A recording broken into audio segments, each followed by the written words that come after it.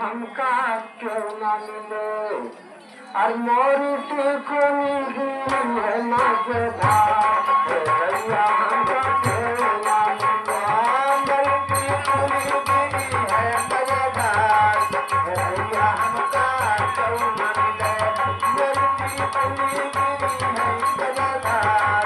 रैया हमका क्यों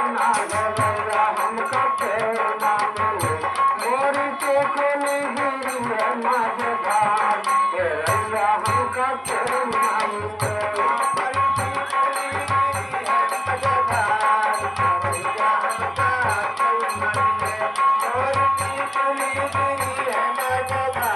आहे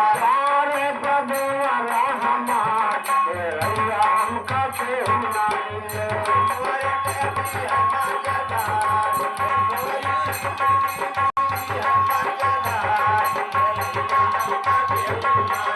रैया हमका क्यों ना मिले मोरी टिकुनी गिरी है मजेदार रैया हमका क्यों ना मिले मोरी टिकुनी गिरी है मजेदार रैया हमका क्यों ना मिले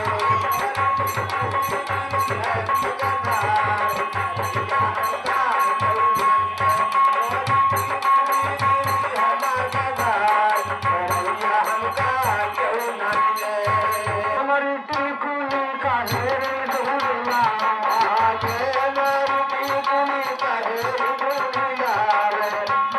मजेदार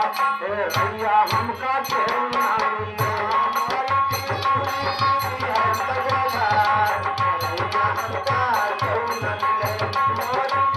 गिरी है मजेदार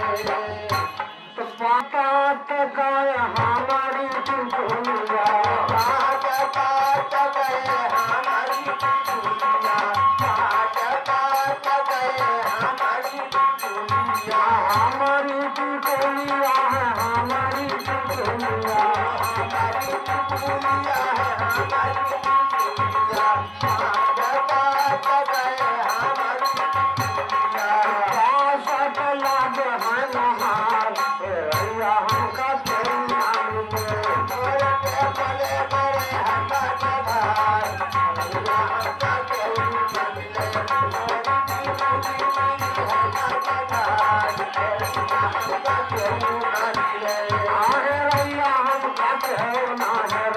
हमका